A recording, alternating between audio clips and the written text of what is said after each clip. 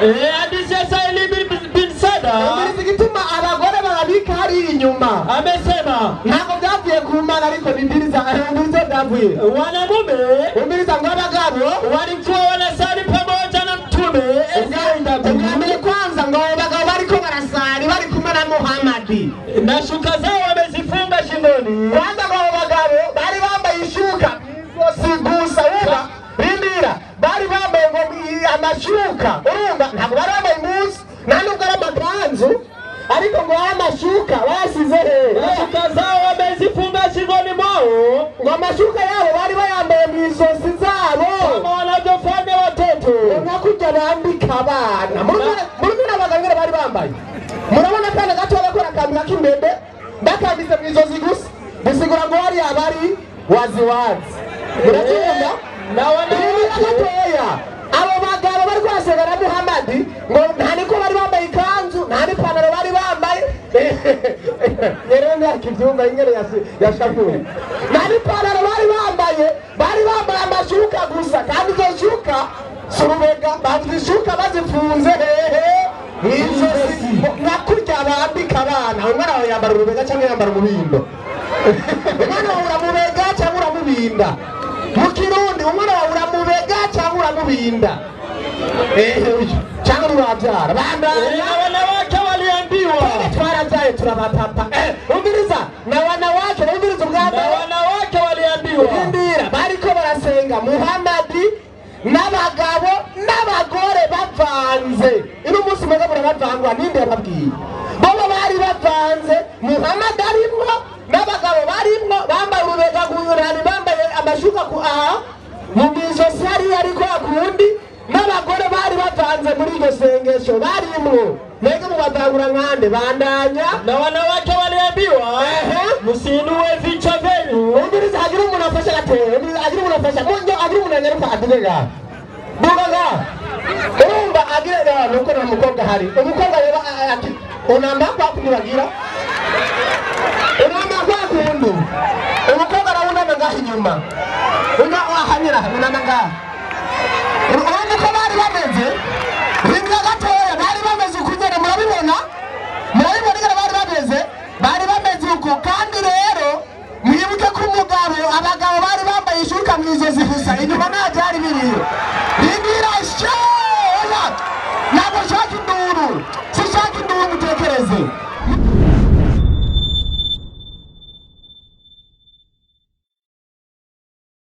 بالله من الشيطان الرجيم.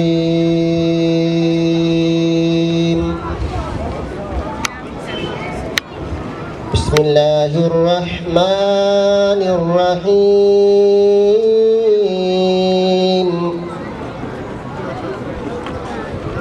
لم يكن الذين كفروا من أهل الكتاب والمشركين منفكين حتى تأتيهم البينة.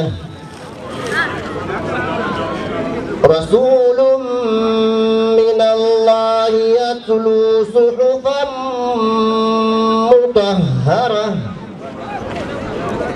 فيها كتب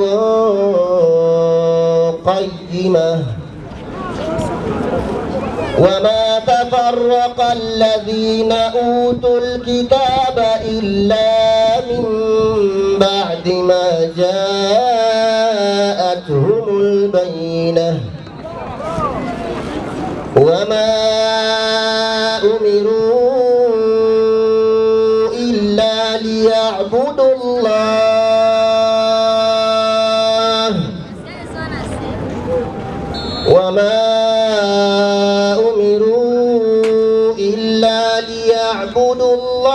مخلصين له الدين حنفاء ويقيموا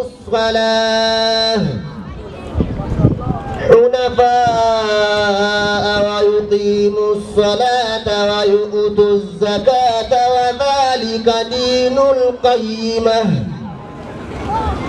إن إن الذين كفروا من أهل الكتاب والمشركين في نار جهنم خالدين فيها أولئك هم شر البرية إن الذين آمنوا وعملوا الصالحات أولئك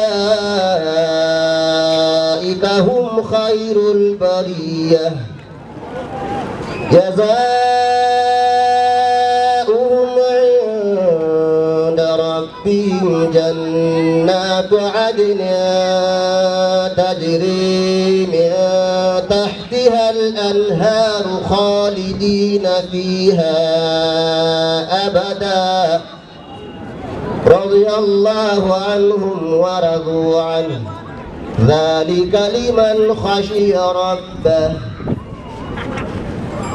بارك الله فيكم أستاذنا أبو بكر إن شاء الله. نعم.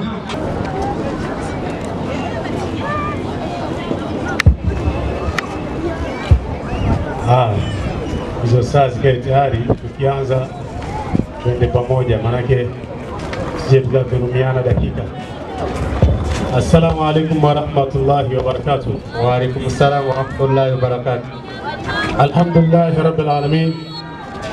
Wassalatu wassalamu ala rasuli Muhammad sallallahu alayhi wasallam, amma ba'd. Nimepewa dakika 20 niseme kunako ibada za Kiislamu na za Kikristo manabii waliabudu kwa ibada gani.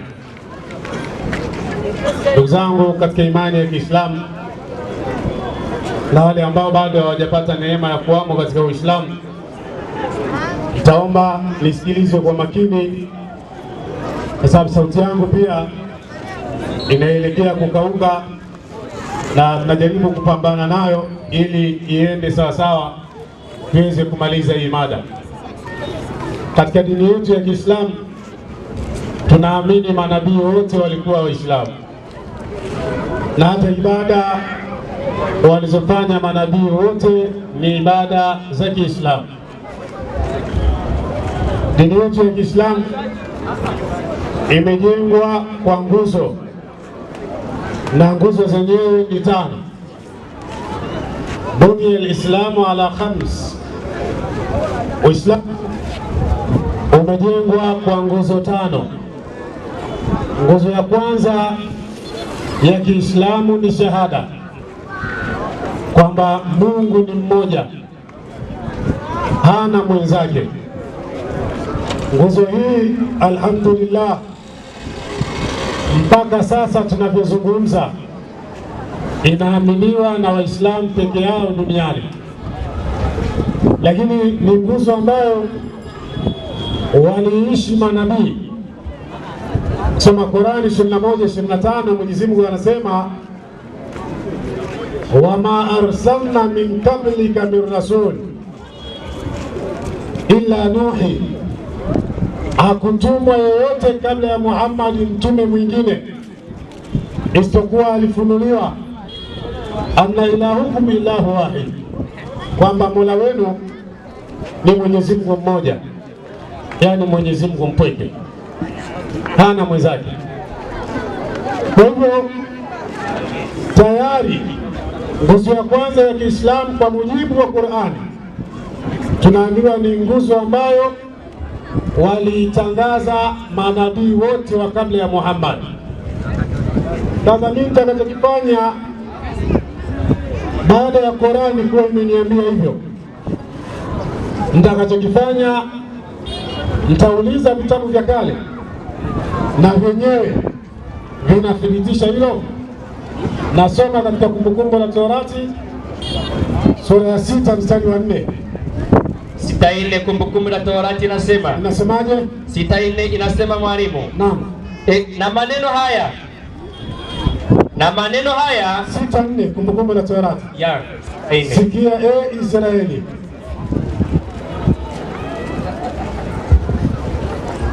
Soma 6:4. Sikilizeni Israeli. Anasema Nabii Musa, sikilizeni Israeli. Bwana Mungu wetu ndiye mmoja, ni Bwana mmoja. Inaendelea kisema, yani Mungu ni Mungu mmoja. Manabii wanaamini hivyo. Hiyo ni Torati, au ndio manabii. Sasa imani hii ya kuamini Mungu mmoja, leo tutakuja kuangalia. Kuna watu wengine wanaamini kama tunavyoamini Waislamu. Naenda katika Zaburi, kitabu cha pili baada ya Torati, 83:18. Zaburi 83:18. 83:18. Naam. Inasema, nasemaje? Kwa wale wanaosoma na kuandika. 18 inasema, naam, wajue ya kuwa wewe uitwaye jina la Yehova. Naam. Ndiwe peke yako uliye juu ya nchi yote. Anasema Daudi, wajue ya kuwa wewe uitwaye jina lake Yehova, ndiwe peke yake uliye juu ya nchi yote. Yehova ni Kiebrania, ndo Arabu wanaita Allah, Waingereza wanasema God. Sisi hapa Burundi tunaita Imana, Uhoraho. Sasa Yehova ndiye peke yake aliye juu ya nchi yote. Taka tuone na kwa wenzetu pia wanakubaliana na haya kwamba Yehova ndiye Mungu mpweke asiyekuwa na mwenzake. Hii ni Zaburi kitabu cha pili. Tunaiacha Zaburi, tunakuja katika Injili kitabu cha 3. Bwana Yesu, tena hapa ukifika kwa Yesu inabidi utulize akili yako kidogo, kwa sababu huyu Yesu kuna baadhi ya watu wanamuitakidi kuwa yeye ni Mungu. Sasa mimi namuuliza Yesu, wewe ambaye kuna baadhi ya watu wanaamini wewe ni Mungu, wewe unasemaje? Mungu ni wangapi? 12:29 Marko. 12:29 Marko inasema. Naam. Inasema mwalimu. Ndio. Yesu akajibu, ya kwanza ndiyo hii. Yesu aliulizwa kuhusu amri ya kwanza ni ipi katika amri zote. Yesu akasema amri ya kwanza ni hii. Ipi hiyo? Sikia Israeli. Sikia Israeli. Bwana Mungu wetu ni Bwana mmoja. Ni Bwana mmoja.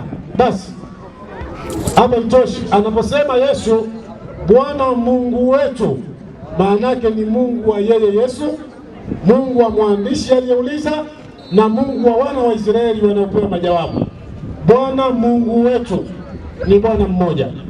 Sasa kuna baadhi ya watu hapa watapata tabu. Hii ni nguzo ya kwanza ya Kiislamu na yenyewe ni ibada, lakini watasema ndiyo Mungu mmoja, lakini katika nafsi tatu. Biblia ilishakataa hilo siku nyingi sana. Mwenyezi Mungu alishakataa hilo la kuwa ana nafsi zaidi ya nafsi yake moja. Isaya 45:23. 45:23 Isaya. Inasema mwalimu. Naam. Kwa nafsi yangu. Kwa nafsi yangu. Mungu anasema kwa nafsi yangu nimeapa. Neno hili ndio limetoka kinywani mwangu katika haki. Huyo ni Mungu, inatosha. Anasema katika 45:23 Isaya, kwa nafsi yangu nimeapa. Neno hili linatoka katika kinywa cha Bwana. Kwa hiyo Mungu anaposema kwa nafsi yake ameapa, anakusudia nafsi yake ni moja. Kwa hivyo Mungu ni mmoja, mwenye nafsi moja. Kwa hivyo watu wakija hapa leo wakisema kwa jina la Baba na la Mwana na la Roho Mtakatifu, hawa ibada yao itakuwa ni ibada ya uzushi, na tutawahesabu rasmi kutokea leo kuwa ni watu waliojikatia tiketi ya kuendea motoni. Baada ya eneo hilo la tauhid, nguzo ya pili katika Uislamu ni swala. Mimi nitazungumza walau nguzo mbili katika ibada, alafu baada ya hapo tampa nafasi tena katika dakika nyingine mwalimu mwingine atakuja atajasia katika zilizobakia. Swala, manabii walikuwa wanasali, hata Yesu aliwaambia wanafunzi wake namna hivi haitoki ila kwa kusali na kufunga. Kwa manabii walikuwa wanasali. Ukisoma Qurani sura 48 aya nambari 29, Mwenyezi Mungu anasema Muhammadur Rasulullah walladhina ma'ahu ashidda'u 'alal kuffar ruhama'u bainahum tarahum ruk'an sujadan yabtaghuna fadla min Allahi wa ridwana. Kwamba Muhammad na watu wake katika kuabudu kwao utawaona wakiinama kwa kurukuu na kusujudu kwa pamoja, wakitafuta fadhila za Mwenyezi Mungu na radhi yake. Kwa manabii waliabudu, walisali, lakini namna walivyokuwa wakisali sala yao, walikuwa wanasali namna gani? Walikuwa wanasali vipi? Tuanze na Yesu ili tuondoe utata. Alisali kama Wakristo leo wanavyosali makanisani 26:39 Mathayo 26:39 Mathayo. Inasema mwalimu. Inasemaje? 26:39 Mathayo. Naam. Inasema hivi, Yesu akaendelea mbele kidogo. Yesu alitoka na wanafunzi wake, amekaa nao sehemu ya kuabudu. Sasa wanafanya ibada. Alipowaweka wanafunzi wake, akawaacha wale 12. Kati ya hao akachukua watatu, akamchukua Petero, Yohana wa Zebedayo na Yakobo wa Zebedayo, akaenda nao mbele. Alipofika akawasimamisha nyuma yake, yani watatu wamekaa nyuma, yeye mwenyewe akaendelea mbele kidogo. Akaanguka kifurifuri akasujudu. Akaanguka kifurifuri akasujudu. Bwana Yesu alikuwa anaomba, anaabudu, anafanya ibada ya kusujudu. Yani pale alipokuwa Yesu anaposali, anapeleka paji lake la uso katika mgongo wa ardhi, anasujudu. Wakristo ili wawe na ibada, leo tutaomba watuonyeshe hapa wanasujudu vipi katika makanisa. Huyu ni Yesu, alisujudu. Musa alisujudu 34:8 Kutoka. Naomba mtu mmoja aje hapa mbele, mtu mmoja aje hapa mbele. Ustadhi hapo au Sheikh, hata mwenyekiti, njoo hapa mbele. Umevaa kanzu, unapendeza zaidi. Simama hapo hapo ulipo, tumtazame huyu hapa, anakuwa mfano wa Musa. Soma. Inasemaje? Musa akafanya karaka. Musa akafanya karaka. Karaka ni kimvita. Kwa hiyo inaondoka katika Kiswahili cha majazi, inakuja yu, yani Musa akafanya kurukuu. Kurukuu katika Uislamu ni rakaa, ndio hilo tendo analolifanya hapa. Amerukuu. Baada ya kurukuu, hebu itidali, nyanyuka. Ukishamaliza kurukuu unanyanyuka, kisha akainamisha kichwa chake hata chini. Inaendelea kusema akasujudu. Akainamisha kichwa chake hata nchi sakafuni, akasujudu. Takbir, Allahu Akbar. Inatosha. Hii ni ibada. Anayeabudu hivi ni Muislamu. Sasa tutakuja leo kuwaona na wengine wanaabudu vipi, inakuwaje na amri ya Biblia. Yeyote yule anayeshika maneno ya Biblia lazima kwenye kuabudu wa sujudu. 22:9 Ufunuo. 22:9 Ufunuo. Msomaji, ukisoma tazama hapo kwenye maandiko. Yaani ukienda tofauti kipande kidogo tu, kila kitu unakuwa umejaribu maana. 22:9 Ufunuo. 22:9 Ufunuo. Naam. Inasema mwalimu. Inasemaje? 22:9. Ndio. Nimefika. Haya, inasema hivi.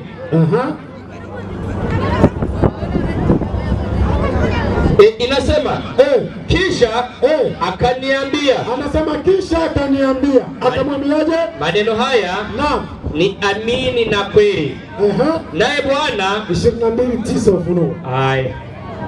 Naye akaniambia, angalia usifanye hivi. Akaniambia, angalia usifanye hivi. Mimi ni mjoli wako. Ni mjoli wako na wa ndugu zako manabii. Angalia, mimi ni mjoli wako na wa ndugu zako manabii. Hapa yanakuja kuelezwa matendo ya manabii. Na wale wayashikayo maneno ya kitabu hiki. Na wale wayashikayo maneno ya unabii wa kitabu hiki. Musujudie nani? Mungu. Kwa hivyo sisi Waislamu ibada zetu tunafanya kwa kusujudu, kwa sababu maandiko matakatifu, vitabu vyote yanataka wacha Mungu na manabii walikuwa wakisujudu. Hebu tumalizie kwenye eneo la kusujudu kwa Nabii Daudi. Yeye atatuambia swala la kusujudu na atupe ziada, atufungulie katika fundisho lingine. 5:7 Zaburi. 5:7 Zaburi. Naam. Inasema 5:7 Zaburi. Inasemaje? Inasema mwalimu? Naam. Bali mimi. Ndio. Bali mimi kwa wingi wa fadhila zako. Daudi anasema bali yeye kwa wingi wa fadhili za Mungu. Nitaingia nyumbani mwako. Ataingia katika nyumba ya Mungu na kusujudu kwa kichwa. Atasujudu kwa kichwa. Kwa kichwa nikielekea hekalu lako takatifu. Anasema atasujudu kwa kichwa akilielekea hekalu la Mungu takatifu. Hapa kuna mambo mawili. La kwanza kusujudu, kumbe sio kusujudu tu. Hata kusujudu kwenyewe kuwe kuna sehemu maalum ya kuelekea. Misikiti yote duniani inaelekea sehemu moja. Wapi? Wapi? Maka. Makanisa yana mwelekeo. Kila kanisa linaelekea linapoelekea. Lakini Mungu kwenye Biblia anasemaje? Watu wakisali waelekee hovyo hovyo, au nyumba za ibada zinatakiwa siwe na mwelekeo maalum? 12:5 Kumbukumbu la Taurati. 12:5 Kumbukumbu la Taurati. Naam. Inasema Kumbukumbu la Taurati 12:5. Ndio. Kwa wale wanaosoma na kuandika. 12:5 nimepafika. Ndio. Inasema hivi. Inasemaje? Lakini mahali atakapochagua Bwana Mungu wenu. Lakini mahali atakapochagua Bwana Mungu wenu. Katika kabila zenu zote. Katika kabila zenu zote. Apaweke jina lake. Yani sehemu ambapo Mungu akiweka jina lake. Maana ni makao yake. Yani Mungu huwa anachagua sehemu, anaweka jina lake, anapofanya hapo kuwa makao yake. Elekezeni nyuso zenu hapo. Elekezeni nyuso zenu hapo. Nawe uende huko. Unaona? Kumbe sehemu ambayo Mungu akiichagua unatakiwa ukisali unaelekea huko, na baadaye unakwenda huko. Kabla ya kuja Mtume Muhammad, sehemu iliyochaguliwa ilikuwa hekalu la Mfalme Suleiman pale Baitul Maqdis, Yerusalemu. Alipokuja Mtume Muhammad, naye akawa anaelekea pale Yerusalemu, akaelekea mpaka Mungu alipompa kibla nyingine, akamwambia tunakurudishia kibla ya zamani, kibla ya mwanzo ya baba yako Ibrahim, elekea katika ardhi ya Maka. Mtume akaanza kuelekea Maka na misikiti yote inaelekea Maka, na sisi tunakwenda huko. Anasema elekezeni nyuso zenu huko, nanyi mwende huko. Maana yake mnakwenda kufanya ibada ya kumwabudia Mwenyezi Mungu. Kwa hivyo ibada ya manabii waliabudu hivi tunavyoona, lakini kuna watu watakuja hapa watasema na wao wana ibada. Juzi kuna watu mliwaona hapa wamesoma, jana mliwaona wameongoza dua, na leo mmewaona walipokuwa wanafanya dua walikuwa wanafumba macho, tena wanafumba macho huku wanaomba. Mithali 16:30. Mithali 16:30 inasema. Inasemaje? Inasema mwalimu. Ndio. Inasemaje? Afumbaye macho. Biblia inasema afumbaye macho, mtu yoyote yule anayeomba huku anafumba macho. Kusudi lake ndio ni kuwaza yaliyopotoka. Kusudi lake ni kuwaza mambo yaliyopotoka. Hapa kuna watu wamesimama wanafumba macho na kuomba, walikuwa wanawaza mambo yaliyopotoka, na ndio maana dua zenyewe hazina nafasi kwa Mungu, kwa sababu hakuna kuabudu. Sasa mtu akija hapa kwenye hili jukwaa atuoneshe, sisi tumetoa maandiko yanaonesha ibada ya manabii. Katika manabii wote walikuwa wanasujudu. Hiyo ndio pointi kubwa ambayo nimeisimamia. Lakini kusujudu kwao walikuwa wana mwelekeo maalum, na Biblia inasema anayeshika maneno ya kitabu hicho amsujudie Mungu. Na tumeona mpaka namna ya kusujudu kwenyewe, wanasujudu vipi, tumeona hapa. Sasa mtu akija katika utetezi atuonyeshe ibada hii waliokuwa wanafanya manabii na kusujudu wao wanaitekeleza au hawaitekelezi, hapo ndio tutajua ibada gani kati ya ibada ya Kiislamu na ibada za kwao ambazo manabii walikuwa wakizishiriki. Wabillahi tawfik, wassalamu alaikum warahmatullahi wabarakatuh. Wa alaikum salam warahmatullahi wabarakatuh. Mirta mirongo ibiri. Haleluya bakristo. Bana nishimwe. Amaro ibana abane namwe ng'abayisilamu. Kuri no musuri hejuru ndatewe iteka n'uwiteka. Kubona ni ngaha hejuru kuvuga ijambo ry'Imana. Umusomyi wa mbere avuye ngaha Monsieur Kinyogori ubwa mbere yatanguye nabi. Yatanguye kuvuga amata y'Imana imwe kandi sio amata twalimo ivy'Imana. Ivy'Imana tuzobibona ejo. Ndio Kinyogori. Kinyogori unanisikia? Taona kesho mwana. Mungu mmoja. Sasa akasimamia kusujudu. Maana wengine anasema kusujudu. Sisi Waislamu tunasujudu. Akatoa Mathayo 26:33. Akasema Yesu akasogea mbele kidogo akasujudu. Sasa hiyo kusujudu ndio ibada. Kinyogori. Ndio ibada. Sawa, ndio ibada. Sawa, Qur'ani 12:10. Maelezo. Kitabu cha Qur'ani waangalie kama ndio ibada ikisema. Nasemaje? Nipe. Wachawi na wachawi wanapinduka. Wanasujudu. Wachawi wanasujudu. Na nyinyi mnasujudu. Je, ndio wao wanasali bora? Wanaomba bora. Wachawi wanao wanapiga Allahu Akbar wanasujudu. Hii ni shida kubwa. Kinyogori. Na wachawi wanasujudu. Qur'ani 22:18 nipe. Qur'ani 22:18 inaimba ikisema, nipe majojo. 22:18 ndio inaimba ikisema kitabu Qur'ani 22:18. Kitabu Qur'ani mkusanyiko wa uongo inaimba ikisema. Inasemaje? Jeje. Ni kwamba vinamsujudia Mwenyezi Mungu. Ndio. Viliomo mbinguni. Na viliomo katika ardhi. Na jua. Simama. Sasa na jua linafanya na wewe. Allahu Akbar linasujudu. Ndio Uislamu. Endelea. Na jua. Na mwezi. Na nyota. Na milima. Na miti. Basi simama. Wanyama. Simama mtamaji. Je, mlikuwa kama wanaume ni wote mtu hapa mtuoneshe kisi ule mtu na sujudu. Mtuoneshe kisi ule mtu kasujudu. Ndio hivyo. Kisha kafa. Sisi Waislamu tunasujudu. Kusujudu. Wanani wako wanafanya kusujudu. Danieli 3:7.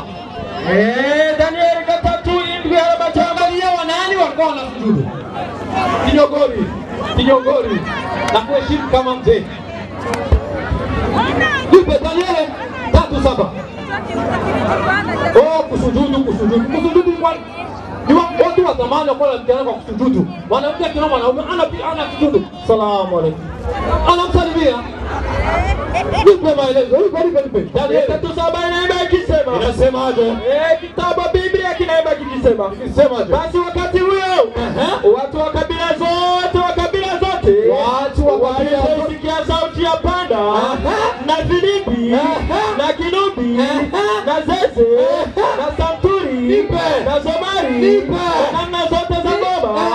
Watu wote na mataifa wakafanya nini? Na lugha wakaanguka wakiabudu ile sanamu. Wakaabudu sanamu na Nebukadneza aliyosimamisha. Wameabudu sanamu. Kusujudu sasa haimaanishi Muislamu. Tumwache Kinyogori tuende ibada sasa sisi. Yaani sisi wa Kristo tunafanya ibada kama manabii walizofanya. Tunakwenda. Tunaanza. Je, sisi wa Kristo tunaitika kupigwa magoti? Je, wakale manabii walipiga magoti wakiwa kwenye ibada? Ndipo Wafalme wa kwanza 8:54. Wafalme wa kwanza 8:54. Tuangalie kama sisi wa Kristo tukipiga magoti kama wanabii wakale walipiga magoti na wewe. Sio tukale tu kwa kusujudu. Sasa msikitini mnakuwa mnapindisha kichwa. Salamu. Worship tuache na mbele. Sasa mbona wewe kutuonesha hapa? Nabii Gani alipindisha kichwa, assalamu alaikum, assalamu alaikum, akala vile assalamu alaikum, akapindisha mkono pap. Nani amemfanza? Tuoneshe Nabii Gani amefanza haya mambo. Hapana tu kuja kusujudu, ndio mngetuonyesha hii. Mnakopesha shingo huku, mnatia shingo huku, mnatia shingo huku, hapo mnakuwa mnaomba. Ungekuja hapa kutuonesha kwa malalamiko Kinyogori na kuheshimu. Wewe ni mhubiri mkubwa kabisa. Lakini hapa umefezeresha watu. Nipe nyakati wa kwanza 6:31. Wafalme wa kwanza neno limesema sina ile. Nyakati wa kwanza. Naomba ikisema 6:31. Msomaji, unanielewa? Nyakati wa kwanza. Naomba ikisema. Unasema? Nyakati wa kwanza ngapi? 6:31. Naomba ikisema 6:31. Unasemaje? Na hawa ndio katika ibada zetu tunamtukuza Mungu. Tunaimba. Je, nyinyi Waislamu mnaimba? Tunaona hapa wewe ni makaswida tu, matarabu. Hapana. Nyakati nakwambia wameimba. Na sisi Wakristo katika ibada zetu tunaimba. Na mambo ya kutonesha hapa kama mnaimbaga, jua hapa unatonesha Sulemani amechagua watu wa kuimba. Na nawe Sulemani mnamuitika. Tunaenda tena tuangalie Zaburi. Daudi wanamuitika hao Waislamu. Zaburi 151. Kitabu cha Zaburi 151 inaimba ikisema. Inasemaje? Inasema haleluya. Stop. Sisi kanisani tunasemaga hivi, haleluya, praise God. Na nyinyi mkiambia kama mnasemaga haleluya, unasikia salamu alaykum. Sisi tunaimba haleluya. Haleluya. Sifuni Mungu katika patakatifu pake. Mama, tumsifu Mungu katika patakatifu pake. Je, nyinyi Waislamu mnamsifu Mungu aje? Mnampigia tarabu? Mnakasida? Tunamsifu Daudi mnamuitika? Mnasema nabii wa Mungu ameimba haleluya, tumsifu Mungu. Sasa nyinyi mnamsifu nani? Shuka sita hiyo. Sita inaimba ikisema. Kila mwenye pumzi. Simama. Kila mwenye pumzi. Mwenye kona pumzi mwanajua piko na pumzi mkono juu. Ufisi mhemwezi ama wako juu. Uwakize tuangalie unaona pumzi. Kila mwenye pumzi. Ama nini? Na msifu Bwana. Haleluya wakizu. Haleluya. Kila mwenye pumzi na amsifu Mungu. Je, nyinyi hamna pumzi ya kumsifu Mungu? Kinyogori, hauna pumzi? Najua kuna hema hapo.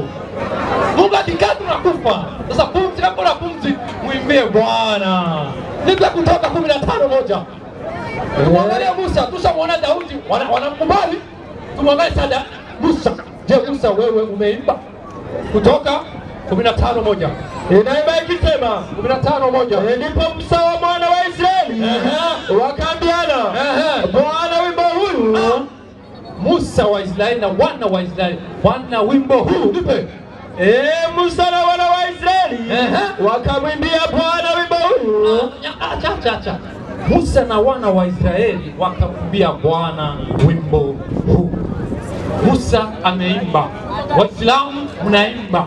Hamuimbi nyinyi, sisi tunaimba. Ibada zetu ndo za ukweli. Anasema tumpe wimbo. Utakuimba nitafuta nikupe. Sawa, tunaenda. Je, Yesu sasa tunamwangalia Yesu sio kiangafu. Nipe Mathayo 26:3. Je, Yesu wewe umeimba? Tuangalie. Nipe. Mathayo 26:30. Inaimba ikisema. Ikisemaje? Ikisemaje?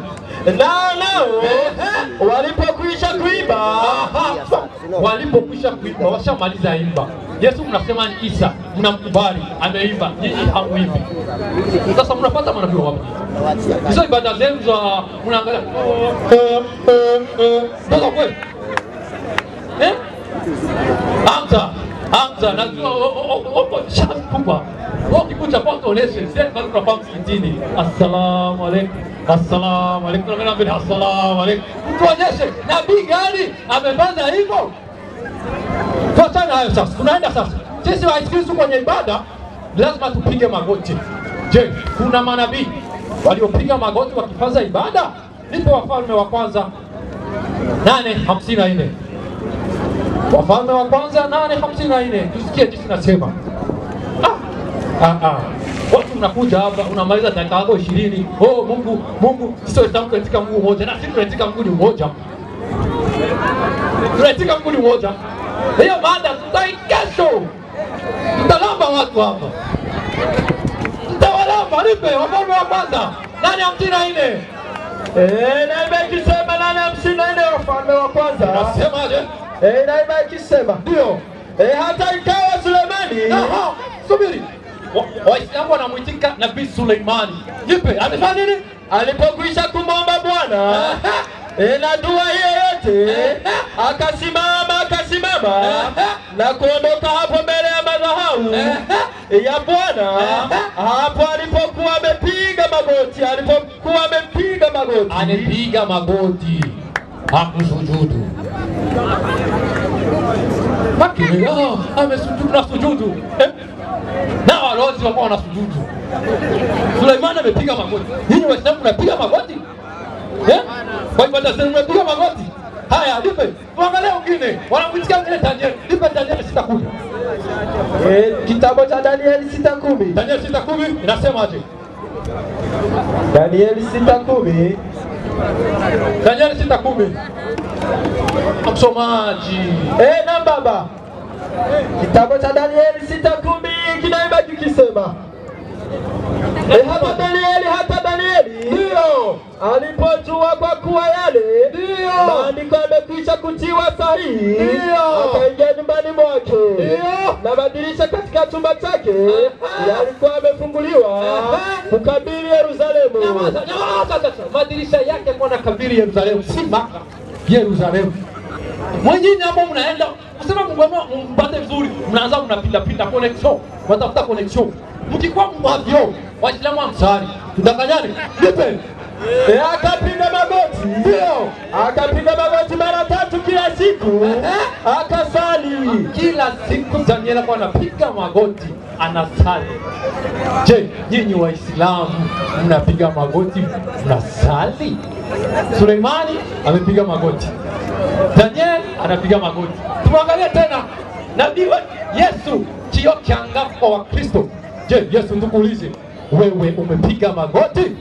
Yesu umepiga magoti? Luka 22:40-41. Nipe. Luka 22.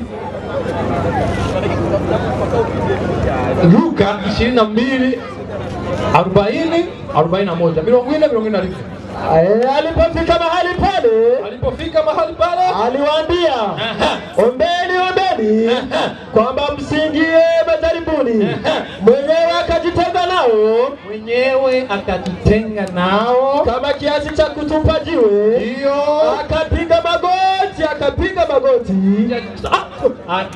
magoti. Yesu mnamsema kama ni Isa. Akapiga magoti. Akaomba. Na sisi Wakristo kwenye ibada zetu tunapiga magoti. Nyinyi Waislamu mnapiga magoti? Tumeshaona manabii wa kale walipiga magoti wako wanaomba. Kwa nani? Yesu alipiga magoti. Daniel alipiga magoti. Sasa mzee, uko hapa. Tufuatilia mzee. Sawa, tunaenda kwenye ibada sasa. Kwenye ibada watu wa zamani, manabii wa zamani walikuwa wanatengana. Jinsi Waislamu wanatengana msikitini, wanaume kwa wanaenda kwao, wanawake kwao. Je, Wakristo sisi tunatengana tukao kwenye ibada? Je, tuangalie. Nipe Nehemia 8:2. Tuangalie kwenye ibada kama wa zamani manabii walikuwa wanatengana. Tuangalie na hivi kama wanatengana. Wakristo wanatengana kwa kwenye ibada. Je, Waislamu wanatengana kwa kwenye ibada? Je, manabii wa zamani walikuwa wanatengana kwa kwenye ibada? Nipe Nehemia 8:2. Msomaji. Nehemia 8:2. Soma mkirudi basi, soma mkirudi. Nehemia 8:2. Tuangalie kama walikuwa wanatengana jinsi Waislamu hapo wanatenganaga, wanawake wanaenda huku, wanaume huku. Hao wanaambia wanawake, mtakuwa mnakuja tusikie Ijumaa kuswali. Zingine siku mnaruhusiwa kwa mnasalia nyumbani. Zingine siku Ijumaa tu njoo msikitini. Nehemia kisema inasemaje? Nuko ezira mwezi azana kitabo cy'ibyagezwe azana igitabo cy'ibyagezwe ishengero ry'abagabo n'abagore agishira imbere y'urusengero y'abagabo n'abagore. Ni bavuga ngo abagore barijya, abagabo barino. Sasa mbona mnakuwa na uzuri mpaka kwenye ibada? Uko kwenye ibada kwa mnajiwaza vipi? Wanaume kimbilia hapa pembeni yangu. La. Nitapata dhambi hapa. Kwenye ibada ukiwa na mambo kama haya, mnaangalia tu mwanamke kikapu pembeni yangu. Nehemia analeta kitabu, anakifikisha mbele. Wanaume na wanawake wako fasi moja, hawakutengana. Je, Wakristo wanatengana? Sisi hatutengani. Hatutengani. Niendelee. Utapiwa endelee na wewe. Naomba utakuja kwa dakika 10. Tunaenda sasa. Tunakuja sasa ingine ibada ya kutenda dhambi.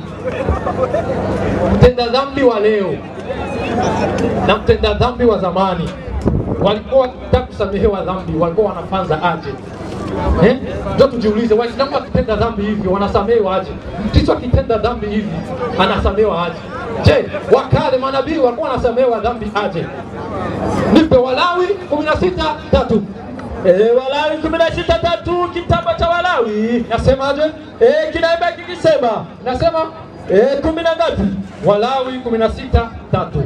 16:3 inaimba ikisema, nasema Haruni ataingia katika patakatifu na vitu hivi: ng'ombe changa, mmemchanga kwa sababu sadaka ya dhambi na kondoo. Simama. Haruni ataingia patakatifu na sadaka ya dhambi. Unasikia? Nishuke. Utakuja dakika zako 10 zipo. Utakana umalizie. Rudia tena. Walawi 16:3. Haruni ndio ataingia katika patakatifu na vitu hivi: ng'ombe mmemchanga kwa sadaka ya dhambi na kondoo kwa sadaka ya kuteketezwa. Basi tushaona hapo mtenda dhambi wa zamani kusema samehewe dhambi, wakawa wanachinjwa mnyama, damu zinamwaika, ndio dhambi zake zinasamehewa. Sasa hiyo kwa inaakisha nani? Je, damu ina muhimu gani katika kusamehewa dhambi? Nipe Waebrania 9:22. Waebrania 9:22. Kitabu cha Waebrania inasemaje? Kinaimba kikisema, nasemaje? Abaheburayo niko napatafuta hapo. Ndio. Waebrania 9:22. Naimba ikisema. Nasemaje? Tuangalie mtenda dhambi. Maana umuhimu wa damu ni wa wapi? Nipe. Na katika Torati ndio kaliba damu, pasipo kumwaika damu hakuna ondoleo la dhambi. Pasipo kumwaika damu hakuna ondoleo la dhambi. Ndio maana tunaona katika Walawi mnyama alikuwa anachinjwa juu ya ondoleo ya nini? Ya dhambi. Je, hayo mambo sisi wa Kristo tunayafanza? Nipe Mathayo 22:26-28. Mathayo. Wakristo wa hivi tukitenda dhambi tunasamehewa haji. Tushaona manabii wakananyiwa Waislamu kikuja ba tuonyeshe kwa nini mpite kusamehewa dhambi kwenu unaendeka kaache. Dhambi 26 ngapi? 26. Mathayo 26:26-28. Na ikisemaje? Nao walipokuwa wakila Yesu alitoa mkate, akabariki, akaumega, akawapa wanafunzi wake, akasemaje? Twaeni mule, huo ndio mwili wangu. Yesu akasema mkate ndio mwili wake. Akakitoa kikombe, akashukuru, akawapa, akisema, nyweni nyote katika hiki, kwa maana hii ndiyo damu yangu ya agano. Nyamaza. simama. Hii ndiyo damu yangu ya agano. Nipendelea imwagikayo kwa ajili ya wengi. Kwa ajili ya wanani? Ya Waislamu au ya Wakristo? Ya wengi. Wakristo wamo ndani, Waislamu wamo ndani. Damu ya Yesu inamwagika. Nipe. Imwagikayo kwa ajili ya wengi. Kwa ondoleo la dhambi. Kwa ondoleo la dhambi. Mkija hapa sisi nyinyi Waislamu, tuonyeshe nyinyi mnasamehewa dhambi aje. Nyinyi mlikuwa msikitini hii kupindisha shingo, mnapindisha shingo huku. Tuonyeshe nabii gani ameanza. Msikio sema walikuwa Maka, tuko Maka tunaangalia Maka. Wakristo maana nishime. Asante sana Ustaz. Basi wewe unaongelea sana shingo bwana. Basi kutingiza tu shingo ni vibaya bwana. Mpaka manabii watingize shingo alafu na sisi tumejitingizia tu kidogo. Assalamu alaykum warahmatullahi wabarakatuh. Assalamu alaykum warahmatullahi wabarakatuh. Naam, assalamu alaykum warahmatullahi wabarakatuh. Wa alaykum salaam wa rahmatullahi wa barakatuh. Waislamu takbir, Allahu akbar. Wakristo haleluya. Amen. Naomba dakika zangu 15 nizitumie kama nafasi ya kuweza kufundisha, nisizitumie kama nafasi ya kutaka tu kuburudisha watu, kwa sababu hapa walio wengi walikuja kwa ajili ya faida. Mwalimu aliyotoka hapa aliaminika na Wakristo, anasema wao ibada yao kubwa huwa wanapiga magoti. Hiyo ndio ibada kubwa mlionayo, lakini sisi Waislamu hiyo sio shida. Asili ya kupiga magoti ni kukosea, ni adhabu. Mtoto akikosea shuleni, akija lazima mwalimu amwambie piga magoti. Hii ni adhabu. Takbir. Hilo ni la kwanza. Asili ya mpiga magoti, huyu kakosea. Hata ukienda serikalini, hukumu ikitolea, jambo la kwanza lazima utanyenyekea, umekosea. Nyie ishara tayari inaonyesha Ukristo ni watu waliokosea, lakini Waislamu ni watu waliopatia. Hilo la kwanza nimelifuta katika mazingira haya, na anatingisha kichwa anasema ni kweli. Naam. Alafu ibada ya pili inayofanyika kanisani, kanisa huwa mna msalaba, ila kwenu ni ibada, na hii asili ya msalaba ni kitu kibaya. Ndio maana ikipita ambulansi tutajua kilichokuwa ndani ni nini, ima ni maiti au ni mtu hali yake ni nzito. Ndio maana tukienda kaburini tukiona msalaba, bimaana ndani kuna nini? Kuna maiti, kuna kitu kisichokuwa na thamani mle ndani. Ndio maana tukiona kanisani kuna msalaba, basi ndani yake kuna watu ambao si sahihi mle ndani. Unasikia mada hiyo? Hapa nishamaliza. Akauliza habari ya kusujudu. Mimi nataka niseme kitu kimoja. Ufunuo Yohana 22 aya ya 9. 22:9 Yohana inasema, kwa wale wanaosoma na kuandika, nataka kuona Wakristo kweli kama ni sahihi na wanaiamini Biblia watalikataa andiko hilo. 22:9 Ufunuo Yohana. Inasema mwalimu, na yakanaambia, angalia, usifanye hivi. Mimi ni mjoli wako na wa ndugu zako manabii, na wale waeshikayo maneno ya kitabu hiki. Tulia. Andiko la Biblia linasema wale washikayo maneno ya kitabu hiki. Kitabu gani? Biblia. Tunawaona Wakristo wanaishika Biblia, wanaenda nayo. Msujudie Mungu. Mwe mnamsujudia Mungu? Mnamsujudia Mungu? Eti sawa, namsujudia Mungu? Hapana. Gervais anasema tunamsujudia. Mwalimu aliyokuja hapa anasema tunampigia magoti. Ndio maana Ukristo ni futiri. Takbir! Kwenye mada hii inaonekana kwamba mlikuwa mna maandalizi ya kutosha. Mkristo wa kwanza anasema vyake, Gervais anasema vya kwake. Akasema si tunaimba Akasema si tunaimba, afu jamaa kajiamini kweli kweli, yani utafikiri kunaongelea kitu kizuri sana. Asili ya kuimba hata Mungu kakataa, na anasema yeyote mwenye kuimba anaenda motoni. Waislamu, nitoe nisitoe? Nitoe nisitoe? Amosi 5:23. 5:23 Amosi inasema mwalimu. Inasema hivi. 5:23 nimepafika. Inasema hivi. Naam. Niondoleeni. Unasikia? Asili ya kuimba kanisani huwa wanaimba Bwana Yesu sema nami, sema nami. Hapo mle kanisani lazima waweke rumisi. Ikifikia Bwana Yesu, ule rumisi unakuja na jipe fupi. Amina. Soma hiyo. Niondoleeni kelele za nyimbo zenu. Mungu anasema niondeleeni kelele za nyimbo zenu, kwa maana sitaki kuzisikia sauti za vinanda zenu. Hataki kusikia sauti hizo za vinanda, vitari, vyote Mungu anakataa. Waislamu, takbir, Allahu Akbar. Unasikia mafundisho hayo? Naimba. Mimi naenda kwenye ibada zenu, alafu nikulete katika ibada sahihi za kweli na za Mungu aliyofundisha. Wao ibada nyingine ameikwepa. Mimi lazima nitoe siri. Lazima nibomoe kanisa. Nilibomoa, niliache bomoa. Kanisani wana ibada kubwa, watu wanakusanyika, wanapewa karistia. Ile ni ibada. Hivi unajua tafsiri ya karistia?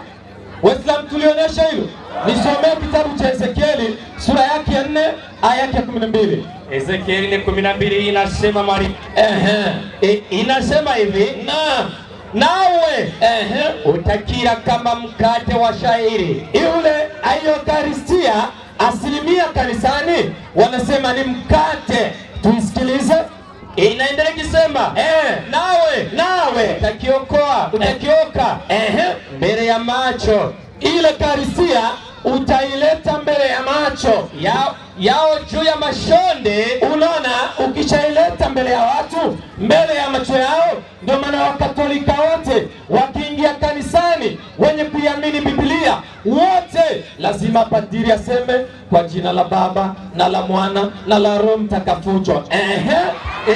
Juu ya mashonde yatokayo katika mwanadamu. Ukishaiweka mbele yao, asilimia kuna mashonde utaweka juu ya karistia.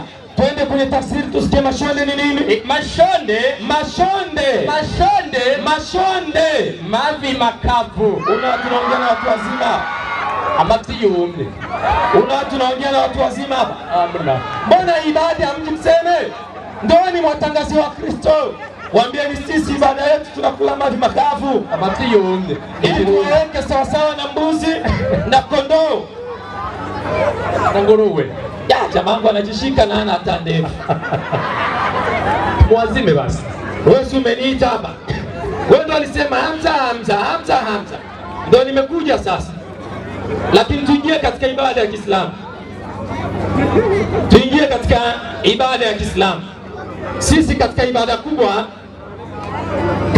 kubwa tulizokuwa nazo, anapokufa Muislamu, hii ni ibada. Lazima avikwe, astirike, avae sanda. Hii ni moja katika ibada tulizokuwa nazo. Soma kitabu cha Marko sura 15 aya yake ya 46. Naye akanunua sanda ya kitani. Hii ni sanda, akanunua sanda ya kitani. Wenye kuvikwa sanda Wakristo, Waislamu. Ukija hapa utuambie koti na karabati na madineti mlivitoa kwa mtume gani? Na Bukare na Balfin na sanduku kina hapo. Ndio tunataka maliza hiyo. Inaenda ikisema naye akanunua sanda ya kitani, akamteremsha, akamfungia ile sanda. Unaona, maiti inachukuliwa, inavikwa sanda, maiti inateremshwa katika kaburi, akamweka katika kaburi kaburi lililochongwa mwambani. Kumbe katika kaburi lazima pawe mwambani, yani mwana ndani. Hawa wanayafanya? Hapana. Hawa wana mwana ndani hawa wanatupa tu. Maliza, akavingirisha jiwe mbele. Ukishamaliza kuzika lazima unaweka jiwe mbele kama ishara kwamba baba yangu mdogo tumemwacha hapa. Yanafanyika kanisani, msikitini. Hapa lazima wabadilishe, atakaye kuja hapo washamwambia umetuharibia sasa. Yabukurishije Bukristo. Hiyo ni imani tuliyokuwa nayo. Nisome kitabu cha Luka sura ya 7 yake ya 14, nimeonesha nyingine ibada ambayo sisi tunaifanya. Luka 7:14. Inasema mwalimu. 14 inasema, naam, nuru baada akakaribia akaligusa jeneza. Unamwona Yesu alivyofika akaligusa jeneza. Jeneza linapatikana msikitini, kanisani, msikitini. Hasi ni maandiko ya Biblia kweli. Haya ni maandiko ya Biblia. Alafu kwa dakika 5 zinazobakia naomba tulifanye jambo. Naomba Waislamu wanne toa watano. Tumemalizia hapa kitabu cha Nehemia sura ya 8 aya ya 4, ndio nimemalizia hapa. Nisaidie Waislamu haraka haraka, wanne wala watano. Na wao wamevaa makanzu kabisa. Waislamu wanne wala watano. Haraka haraka dakika hizi 4 niwe nimesitendea haki. Naomba haraka haraka Abaislamu bane banyaruke. Waislamu wanne. Almasi njoo twende haraka haraka. Njoo twende haraka haraka. Tupande juu kabisa kwenye jukwaa. Twende kwenye jukwaa Nuru. Haraka haraka Almasi. Soma hiyo. Inasema wakafanya shauri wote pamoja. Almasi ndo anaipeleka ibada hii ili tuone. Jamaa ameuliza eti mnatoaga salamu. Assalamu alaykum. Biblia wewe ipo. Ona sasa sisi tunabahatisha. Almasi simama kama imamu hapa. Soma hiyo. Hawa imamu huyo soma. Hao nani 4. Sawa 8 soma na inasema hivi. Naye Ezra kuhani akasimama juu ya mimbari. Unamwona kuhani na kofia yake. Kanisani watu kaipata hii kofia ya bei. Akasimama juu ya mimbari. Mimbari inapatikana ni msikitini. Kule kuna ni meskalie juu ya mti waliokuwa wameifanya kwa kusudi hilo. Na karibu naye wakasimama Matia na Shema na pole Musa na baba. Karibu naye huyu ndo Ezra, karibu naye amesimama. Wakasimama wa kwanza Matia simama, na Shema simama, na Anaya na Uria na Hilikia na Maesea mkono wake wa kuume na mkono wake wa kushoto mkono wake wa kushoto pako Pedaya anakuja na Misbaeli anakuja na Malikia anakuja na Hashumu na Shabani na Zakaria na Meshuharumu. Ezira akakifunua maana akasema alikuwa juu ya watu wote. Na hapo alipokifunua hapo watu wote walisimama. Allahu akbar ashhadu an la ilaha illa ashhadu anna muhammadar rasulullah hayya ala salah hayya ala falah qad qamat salat Allahu akbar la ilaha illa Allah. Tutulie, endelea. Inasema Ezra akamhimidi Bwana. Imidi Almasi hapo. Allahu akbar. Endelea. Mungu mkubwa. Mungu mkubwa. Na wote wakaitika. Tulia.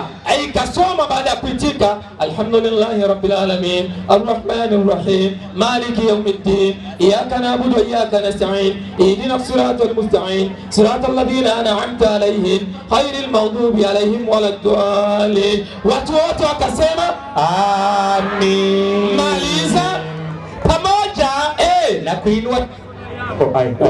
na kuinua mikono yao. Kisha tulia, tukainua mikono, kisha wakainama vichwa vyao. Allahu akbar. Tena wakamsujudia Mungu Bwana. Allahu akbar. Kifudifudi. Wanaofanya ibada hii kanisani, msikitini Bwana. Njoo uliza lingine nikukaange vizuri. Waislamu raha sio raha. Almasi inatosha. Haya ndio mafundisho haya kabisa. mafundisho kweli. Hivi kwa haya tunayafundisha, kuna sababu ya mtu kuacha Uislamu na kuwa Mkristo? Hamna kabisa. Kuna sababu ya mtu kuacha Uislamu na kuwa Mkristo? Hamna. Kwa sababu waliolala katika Ukristo walifanya nini? Sisi ndio imani sahihi. Hii ndio imani ya kweli. Acheni kuwadanganya Wakristo eti Waislamu hatuna ibada. Hii ndio imani ya kweli. Hii ndio imani ya Mungu. Haya ndio mafundisho. Mafundisho ya kweli. Nisome dakika moja naobakia. Nisome kitabu cha Zaburi 95 mstari wake wa 6, nimsaidie hapo. 95 aya yake ya 6. Aya yake ya 6 inasema, maana amekasia habari oza kupiga magoti. Inasema, njoni tuabudu tusujudu. Tulia, asili Biblia inasema, njooni tuabudu tusujudu. Katika kusujudu ni kuweka kichwa chini. Baada ya kusujudu kuna nini? Inaenda ikisema na sisi tupige magoti. Kumbe baada sisi tukiamua kusujudu tunafanya nini? Tunapiga magoti. Atayatu hiyo inaenda ikisema mwalimu, mbele za Bwana aliyetuumba. Mbele za Bwana aliyetuumba unapiga atayatu. Hii ni ibada. Lakini habari sijui mnasujudu, si hatuna shida.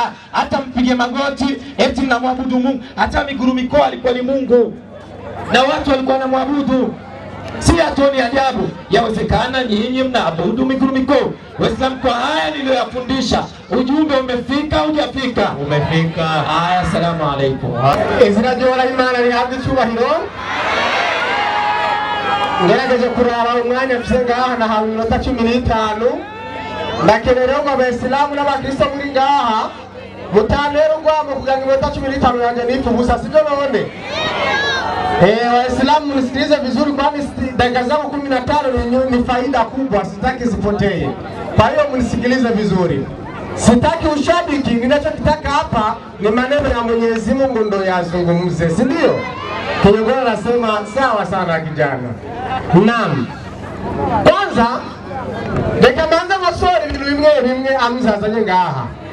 Kwanza Hamza na Mugarukane sio ngebe ndo zinafanya mtu aeleweke. Tazama Kinyogori ambaye ni mwalimu wa kimataifa, anavyozungumza huwa anakwenda polepole ili watu wa Mungu wasikie. Sio kaswida. Jamani, nendeni polepole. Tazama nitakazokwenda mimi ulama habibu. Kwa hiyo sasa, kwanza Hamza, siku nyingine usilete debe, basi ulete maandiko. Huwa uenda kukubali leo imekuaje Hamza? Au ni kwa sababu nimemwona Kinyogori ukataka ujionyeshe? Unataka ujibabue siku nyingine kumbe Tanzania? Lakini sio hiyo, bora hata tuendelee. Sasa nashangaa sana na Hamza akaja kwanza ambapo alipomalizia kitabu cha Nehemia 8 aya yake ya 4, lakini akasahau kwanza aya yake ya kwanza. Nehemia 8 kane niyo Hamza ahereje ngo nukwezera ngo hagaze imbere ngo Abasilamu ari nyuma ngo arigisha ngo yigisha Abasilamu mbere Shehe Almasi akakubitako n'idua mukamuri Kigongo. Ivyo byabereye hehe? Gido basomye n'ukibiro bandika n'ibindi bintu. Umviriza inyandiko zigukosore sio kuyo. Uri kuratera induru acanganya abantu bagatuma n'inyandiko batayumva. Subira muhere ku murongo wa mbere, hera ku mutwe w'amajambo, abantu bamaze kumva ibyari byo daboro. Uri kwaza induru gusa futo shehe. Kwenda pole watu waelimike jamani. Mbona gedegede? Nehemia 8 aravuga ngo sikiliza, hera ku mutwe w'amajambo, abantu basomerwa ibyagezwe bya Mose. Abantu basomega iki? Ibyagezwe bya Mose. Nyumba abantu bariko barasara mu musigiti, bari baje gusomerwa ibyagezwe bya Mose. Ni bari mu bintu byo gusari, bariko barasomerwa ibyagezwe bya Mose. Hera ku murongo wa mbere, maze abantu bose, umiriza maze abantu bose iyo bava bakagera bakoranira icyarimwe ku kibuga. Umiriza bagiye hehe? Ku kibuga k'imbere y'irembo ry'amazi. Jewe narinzi ngo bari mu musigiti, bari ku kibuga kiri uruhande y'iki? Imbere y'irembo ry'amazi ry'umusigiti. Imbere y'irembo ry'iki?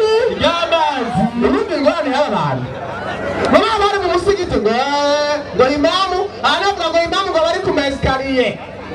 twereka mesikare yari ngaho imbere y'umusigiti bandanya habana nyamugambo basaba Ezira umiriza abo bantu bwa mbere basaba Ezira basaba Ezira ubunyabwenge bwanditswe Ezira umunyabwenge wese azana igitabo cy'ibyagezo bya Mose icyo gitabo yazanye cyari korowani cyari cy'ibyagezo bya Mose urundi bari y'abantu yazanye korowani mwana mbega ni ndababwira mukoreshe korowani muri iyo sara yanyu da kwezi yazanye ibyagezo bya Mose mbega ndababwira muzane korowani mwayikuye hehe kwezi rasoma ibyagezo bya Mose ngo ni ukwezi rwerezi yazana icyo gitabo yazanye icyo gitabo agishyira imbere y'ishengero ry'abagabo n'abagore umiriza ubwa mbere yagisize imbere y'ishengero abagabo n'abagore bavanze mbega mu bitabo batandukanyiriza iki nindabwira abagore baje hariya inyuma muri kamukwebe mwugaye hariya mwavuze urubambazi hagati hari ahantu byavuye ndabereka ahantu byavuye bagore mwe mutekereze nitaonesha bijya bintu ahantu byavuye nitaonesha imetoka wapi hayo urumva bandanya bagishyira imbere y'ishengero ry'abagabo n'abagore n'abandi bose bafise ubwenge bwo kumva hari ku munsi wa mbere w'ukwezi kw'indwi ubwa mbere ivyo bintu byakozwe rimwe gusa ku munsi wa mbere w'ukwezi kw'indwi mbega mwebwe mubikora ku munsi wa mbere w'ukwezi kw'indwi aguma avuga ngo enderere gahongera hose muguma wemera aguma avuga ngo enderera aracyafise amakenga enderera mpaka wapi sasa abantu bamaze kumva kuzo mwasubira amanyanga hapa nakosowa bana nukuna kariza umwanya umiriza byavuye hehe ivyo niko bari kibafata abagore bakabashyira muri KBS abagabo nabo bakazi n'imbere byavuye he akamwumva wa marijana kuri paje yaho somera ngaho kuri paje y'ijana na 196 hadisi 252 ni tena njonjo kisema sikiliza sasa mimi sina debe nina maandiko sikiliza nasema nini Hamza hadithi ya Saili bin Sada kuri faurisho meswasapa kwa ni wazumvisi hadithi ya Saili bin Sada gituma abagore barabika hari inyuma amesema nako byavuye kumana ariko nindiriza byavuye wanamume umiriza ngo abagabo walikuwa wanasali pamoja na mtume Ezra kwanza ngo abagabo bariko barasali bari kumwe na Muhammad na shuka zao wamezifunga shingoni kwanza ngo abagabo bari bambaye ishuka sigusa uba rindira bari bambaye ngo amashuka urumva ntabwo bari bambaye impuzu nubwo ari amakanzu ariko ngo amashuka basize he shuka zao wamezifunga shingoni mwao ngo amashuka yabo bari bayambaye mu izosi zabo kama wanavyofanya watoto nkakuja bambika abana murumwe n'abagabo bari bambaye murabona kana gato bakora akantu k'imbebe bakambize mu izosi gusa bisigura ngo bari abari waziwazi murabyumva gatoya abo bagabo bari kwasega na Muhammad ngo nta niko bari bambaye ikanzu nta n'ipantaro bari bambaye yerene akivyumva ingere yashavuye nta n'ipantaro bari bambaye amashuka gusa kandi izo shuka surubega bazishuka bazifunze hehe mwizosi nakurya bambika abana umwana wawe yambara urubega cyangwa yambara umubindo umwana wawe uramubega cyangwa uramubinda mu Kirundi umwana wawe uramubega cyangwa uramubinda cyangwa urabyara wanawake waliambiwa twarabyaye turabapapa umviriza na wanawake umviriza ubwabo na wanawake waliambiwa indira bariko barasenga Muhammad n'abagabo n'abagore bavanze ino munsi mugabo bavangwa ninde yababwiye bobo bari bavanze Muhammad arimwo n'abagabo barimwo bambaye urubega guhurana bambaye amashuka ku mu mizosi hari ariko akundi n'abagore bari bavanze muri iryo sengesho barimwo mbega mubavangura nkande bandanya na wanawake waliambiwa msiinue vichwa vyenu umviriza hagira umuntu afasha gateye hagira umuntu afasha hagira umuntu anyaruka aduga duga urumva agira nuko na mukobwa hari umukobwa reba ati unamba kwa kuniragira unamba kwa kundu umukobwa arabona ngaho inyuma unga wahanyira unamba ngaho urumva ko bari bameze rimwe gatoya bari bameze ukunyere murabibona ingene bari bameze uko kandi rero mwibuke abagabo bari bambaye ishuka mu izozi gusa inyuma nta byari biriyo bibira sheya ntabwo nshaka induru sinshaka induru mutekereze nshaka induru sindaheza umwere bari bameze uko umwiriza rero bameze uko baca bibandanya gute wanawake waliambiwa abagore baca barababwira musinue vichwa vyenu atungiriza rero mwe abagore mwe turazi ko mukubagana mwebwe gumayo nimwinamura amaso kugira ngo nimubone mpaka wanamume ngo gushika igihe abagabo wakae vizuri bamanza kuvayo hama batunganye kagashuka nibicara neza bakareka guhena muce muvayo pake kumba uelewe Kiswahili musinue vichwa vyenu paka wanaume waikae vizuri nikuvuga bari bahenye bashobora ati nimuveyo yego bamuhubirije abagabo muguma mubona bisimije abagabo bitunganye bishire ko agashambara none zo ibada zapfuye ku Mana izo nizo dukeneye uyu munsi rero babonye niwipfireyo dada wanjye yamaze kwitunganya niwipfireyo ibyo rero bagiye kubona yuko abamama bazoguma babona hari inyuma baca bubaka ikibambazi hagati uyu munsi abagore basenga batarabajukwa barari ikibambazi impamvu nibamubona ubwo bukanzu bwabo burabonerana kibona umugore ari inyuma wababona ibintu umiriza acaraza urumva acaraza muri gitabo acaraza soma Amosi 5:23 Amosi 5:23 Imana yabwiye abayuda ngo muri indirimbo zanyu mu matwi ambera cyaravuga n'ijambo rikomeye Hamza akanena neno ambalo limenitia hata mashaka na oga eti watu ambao wanafanya ibada ya kuimba wote motoni. Si ndio umesema wewe? Ndio umesema? Sasa kama watu wanafanya ibada ya kuimba wote motoni, wa kwanza kwenda motoni ni Muhammad. Kwa sababu yeye ibada ya kuimba ameifanya Muhammad, akaimba tena biti nzuri akakatika malinga. Muhammad. Sasa kitabu maisha ya Nabii Muhammad. Maisha ya Nabii Muhammad na nukuu maisha ya Nabii Muhammad page yao ndabira kuri page ya 34 agute mtume sikiliza mtume Muhammad naye pia wewe umesema kwamba watu wote Amosi 5:23 no yatanze atabango abantu bose baririmba amaherezo yabo ni mu muriro. Nanjye vuze ngo niba abantu bose basenga Imana baririmba amaherezo ari mu muriro, hera kuri Muhammad umushorezi ingoni muhoro agihene n'umuterereyo uretse ko ari yazoherera bandanya avuga guterera sino mtume umbiliza Muhammad alifurahi na nyimbo hii. Umbiliza ngo Muhammad yararyohewe cyane arinjira iskingi niyo ndirimbo na akawachia watu waimbe ngo mbere atabwira abantu ati mwese ni muririmbe katika beti.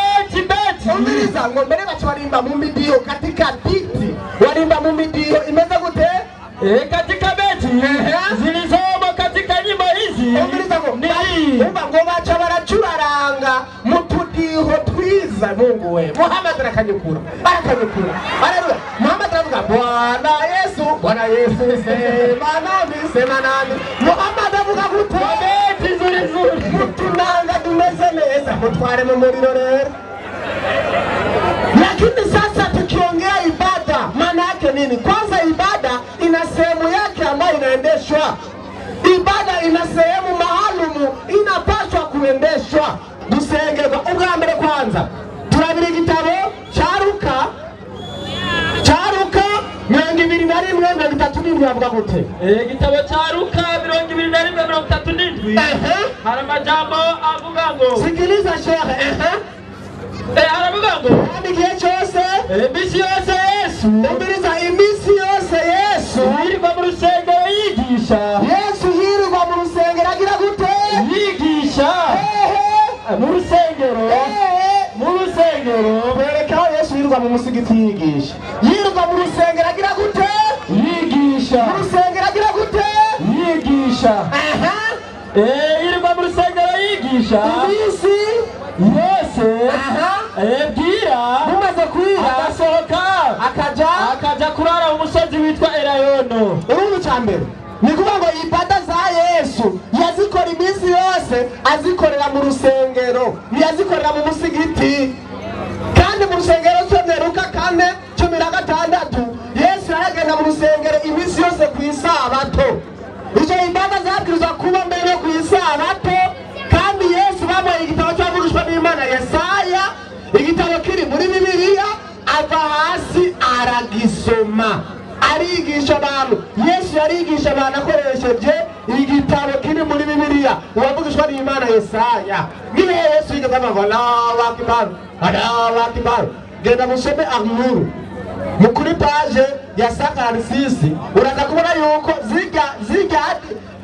igazana mukura ni watu ndo walijiundia n'abantu bayisizeho kukugomba kwabo. umwanya mbanye mutoya n'abantu bagiye baragira akanama batagwa gushira inkengeri iranga batatagwa no kuzagira Allahu Akbar bitavuye ku Mana kandi bari abantu batazi n'Imana.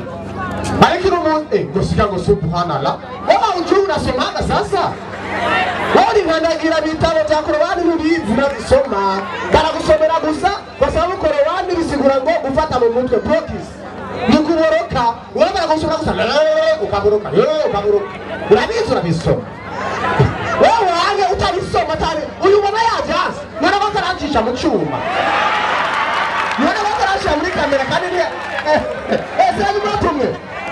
umuratumwe nigonge wapimbo ngane Matayo 3:13 nipo manjonge. Igitabo cya Matayo 3:13 hari amajambo avuga ngo utabizi ngo subhanallah unanibariki wewe. Mimi nazungumza maneno ya ukweli, wale wanajua wajakataa, wewe mwenye ujui. Yesu abigarira aja kuri Yorodani abantu babwiriza kumenya yuko imbere yuko nayo masengesho y'abamwe utegereza kubanza ukakirwa biciye mu mubatizo nk'uko abakristo babikora. twereka Yesu yakwishada.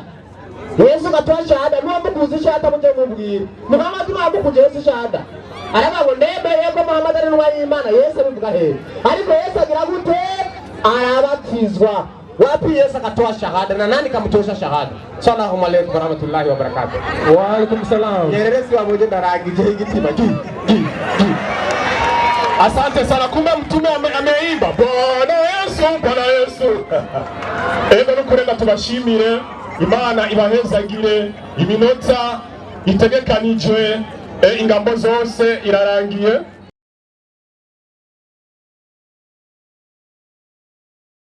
Shehe isobanura umutama. Bajya batama bicayanya ndabubaha.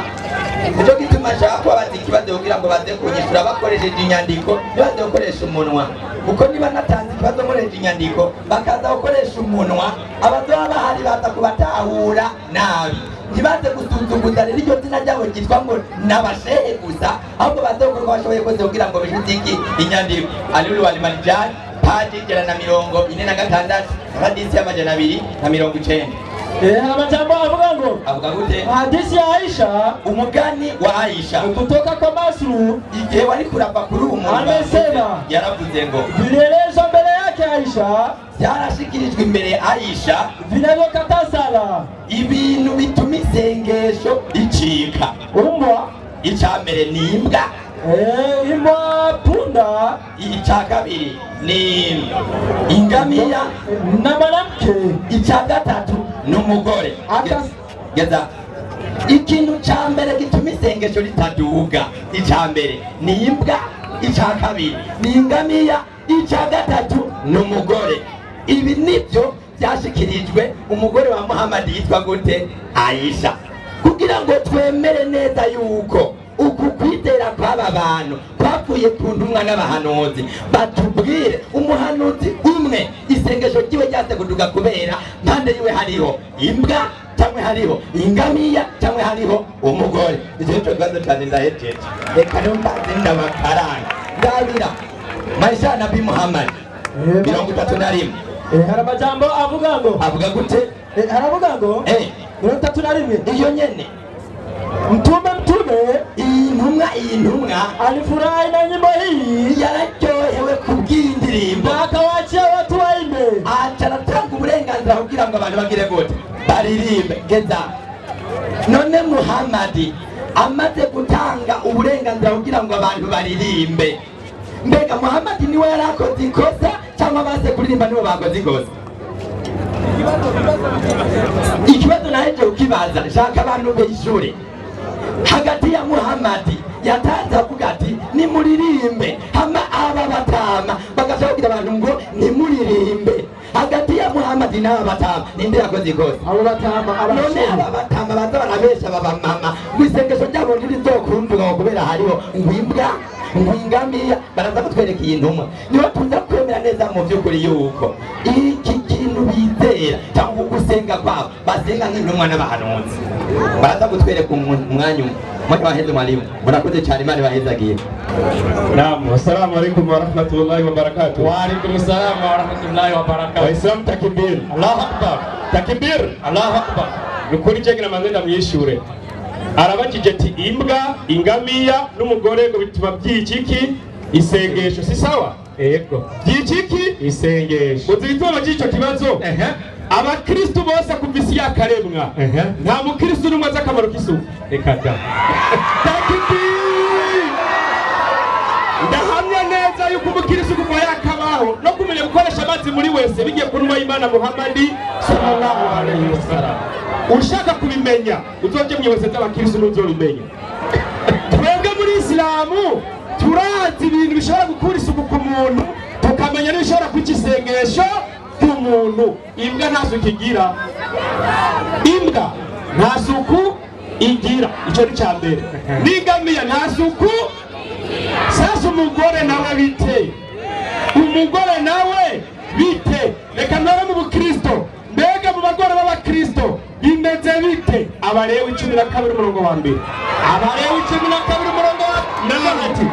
Aravuga Marimu wiki uhora habariya Mose, uhora habariya Mose ati bari ba Isirayeli, ubwira abisirayeli utumugo Saminda, umugore ni Saminda akabyara umwana w'umuhungu, azamara iminsi indwi amazene ahumanye. None ugiye kwakirwa ahumanye? Ekada. Wese mutakibira. Allahu akbar. Umuntu ahumanye isengesho giye giye kwakirwa? Ekada. Cyo bidukuri? Ekada. Komeza. Arabana nyabwa hati. Ahandi yoba ahumanye bimubere nkaho yoba ari mu mihango y'imiziro yiwe. Umuntu ari mu mihango abahumanye n'abahumanye bo mu bakristo abahumanye, ariko abantu bagabo barabinjira bari mu mutinya, nta n'isuku mugira. Ibyo biratwi umuntu ari mu butinyanga nta suku aba agira.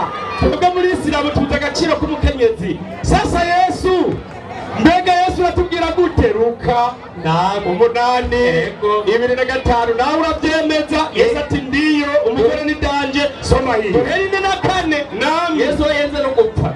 Aravuga hati umugore amuturuka inyuma. Hari umugore yaturutse inyuma ya Yesu, si kubasiramu gusa, ubwo kwa Yesu naho akora ku buyonga bw'impuzu yiwe, acha akora ku ikanzu ya Yesu. Ako kanya umugende w'amaraso urakama. Wa mugende w'amaraso wa mugore kubera mu mutinya kugira gute? Urakama. Komeza. Yesu arabaza ati ninde ankozeko? Bose bahakanye. Petero n'abari kumwe nawe aramwishyura baterega mwigisha n'ishengero rigutaye hagati rikakubanda kabisa. Yesu aramubwira ati hari uwunkozeko. Yesu ati yakarekare uwunkoze kuko numvise ubushobozi bumvuyemwo. Umugore ashobora kugisengesha ku basilamu. Yesu we umugore yamukuyemwo ubushobozi. Waislamu takbir. Allahu akbar. Jamani, namwishuye sinamwishuye nahejeje narangije kabisa. Sasa mwarimu baba hari amakosa yaje kwigisha hano, burya nakumvirije natwega cyane. Muhamadi yararirimbye inna lillahi waisha nabi Muhamadi paji ya 31. Soma hii usubira paji nyene yasomye hata alipokuwa bwana huyu mtume. Bazurindire mwanza mutandukanye. Kuririmba ndashobora kuririmba n'imyibarabara, kuririmba ndashobora kuririmba kuri mariage, kuririmba ndashobora kuririmba n'ahantu hose. Turi kuri ibada mu musigiti. Sasa Muhammad byari bigenze gute bari he? Soma hiyo. Uku kuririmba kwari. Mbega kurahera uko mu rushengero. Mtume alimwamrisha shairi. Shairi maana yake nini? Umushairi cyangwa se ujya. Shairi ni poeme. Poeme nuguhibongoza. Ikibazo kiri bavuga ingoma n'inanga. Bari mu musigiti. Komeza. Arabana yavuga hati shairi wake mkubwa kabisa aitwaye Bwana Hassan bin Thabiti amsifu kwa nyimbo iliyo nzuri, sio kwa kuabudu. Hivi na mimi naweza nikakuimbia mukendi batita imivugo. Ihorere mama, ihorere sikirundi. Baraza n'ingoma guherereka nabo. Baraza n'ingoma. Sasa baraza n'ingoma vipi? Yobu 21 ko bitaye 12. Yobu muvuze ingoma mwazitumwe nande kura mu rushengero. 21 kangahe mwarimu? 21 12 Yobu. So abagabo baririmba. Aba muririmba. Baririmbisha dushaka tw'ingoma n'inanga. Barahita ingoma don don don. Sinyete. Arabana nyati. Bakanezererwa n'ijwi ry'umwironge. Mugatangura kunezerwa rero amajwi akadukombe twambaye mpene bahonoke mushira imbere yayo. Unaze neza. Unaze muri Afrika yewe. Iyo bunamye guca kubara batambara neza. Ucibona muri Afrika yewe imwe yagira haje. Arabana nyati. Mandanya. Imisi yabo. Urya yoneneza twara muri Afrika yewe. Imisi yanyu. Baroraniwe. Muroraniwe. Maze bakamanuka.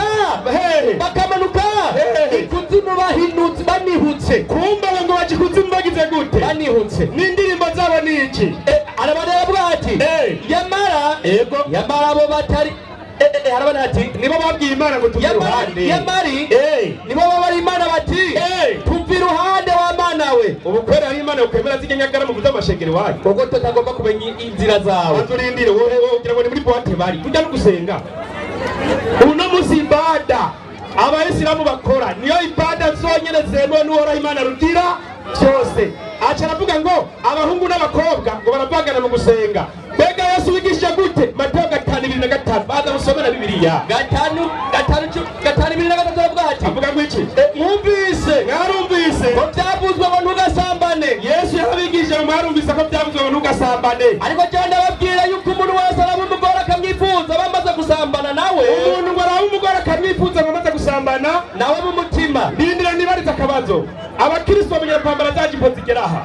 Bicarana n'abahungu. Tumbira umukobwa yicaye aha n'umuhungu akicara ngaho umuhungu akaraba gutya arasenga. Kumba arasenga basambana. Ababisengera basambana. Nico gituma Yesu yabwiye ati amaso yanyu muyakure. Mwakuye mwangaye Jerupe. Niko tuyabakurira. Komeza kwiye. Assalamu alaikum. Wa alaikum salam. Bajyana baje kwabwira ko abatanga ababyo. N'abadije ngo ibintu bituma isengesho bitaduka. Icyambere nimbwa, icya kabiri n'umugore, icya gatatu n'ingamiya. Njambaza ngo bazane umuhanuzi umwe yoba isengesho ryiwe ryarase kuduka kubera mpande we hariho imbwa, umugore n'ingamiya. Nibyo yishuye nimba ibigorane.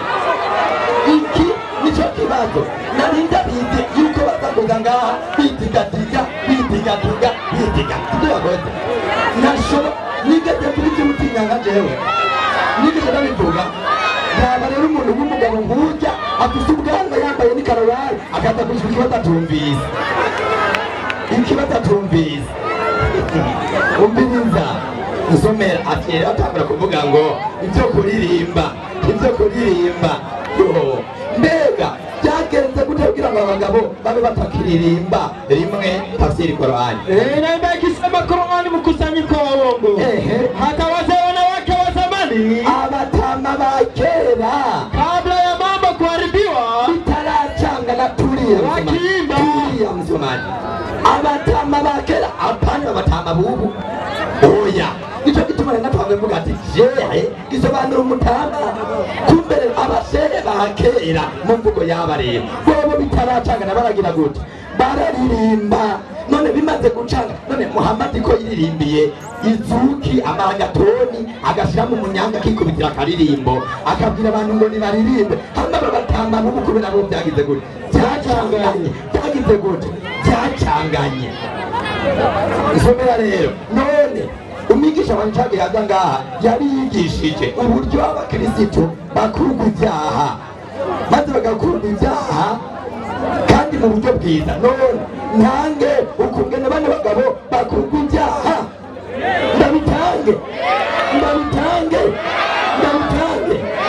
Mukore mamiri kutuzi wa gatatu na tuzi wa kane paji ya 74 hadisi ya 924 uko baze kubivuga kandi babibajijwe reka ndababwira naimba ikisema sema homa inyongo munyumvirize neza inyongo ni bahati ya kila Muislamu n'umugisha ku Mwisilamu turiya urwango inyongo ubu dusigaye tuyitwa malaria kera yitwa inyongo muyandi majambo navuga ngo imalaria n'umugisha ku Mwisilamu bandanya na homa ya siku moja ati rero inyongo y'umunsi umwe inafuta madhambi ati shobora guhanagura ibyaha ya mwaka mmoja manzureke nukuvuga Abisilamu aba uburyo bahanagura ibyaha nimaka bagware batarwaye inyongo naho nyene ibe malaria y'inyongo ibyaha ntibihera icyo ni igitabo shira hejuru icyo gitabo shira hejuru ngicyo mutarwaye inyongo ibyaha ntibihera bandanya Haravuga ngo homa ni bahati ya kila Muislamu na homa ya siku moja inyongo y'umunsi umwe inafuta madhambi ya mwaka mmoja kamili ibyaha by'umwaka wose bikarangira mwumvise uku niko bakira ibyaha mu gihe mu bakristo bobo amaraso yagereranya inde Kristo Yesu iki nico kibazo bagumye bamubaza ahishira twabivuze rero ya hadisi anurwani marijani paje 164 iyi hadisi y'amajana 290 uko niyo yari hagaze ikibazo canje ibyo kuririmba bayi abakuba bataririmba ni kubera ibintu byacanganye komeza hadisi ya Aisha umugani ni wa Aisha kutoka kwa Masru afisiye waukuye amesema yaravuze ngo vinaeleza mbele yake Aisha byavugiwe imbere ya Aisha ko vinavyokata sala ibintu bituma isengesho ritaduga imbwa punda na mwanamke ati ingamiya n'umugore manzi ureke gatoya rero aba Bayisilamu bafise abagore b'Abayisilamu barabafise uwamushere ate ngaha yavuze ko bafise iki ibihumani ko yavuze ntabwo ntibararana none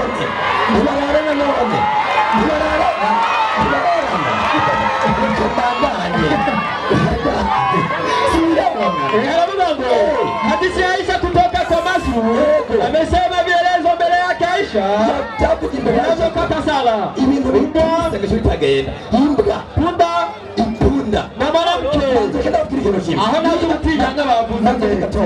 nta butinya nk'abavuze mugabo rero niba isengesho ry'umugabo rishobora kwicwa n'iry'umugore bitatumvikana ko iry'umugabo iry'umugore naryo yicwa nande n'umugabo tumvikana rero ngo aba nta sengesho bafise.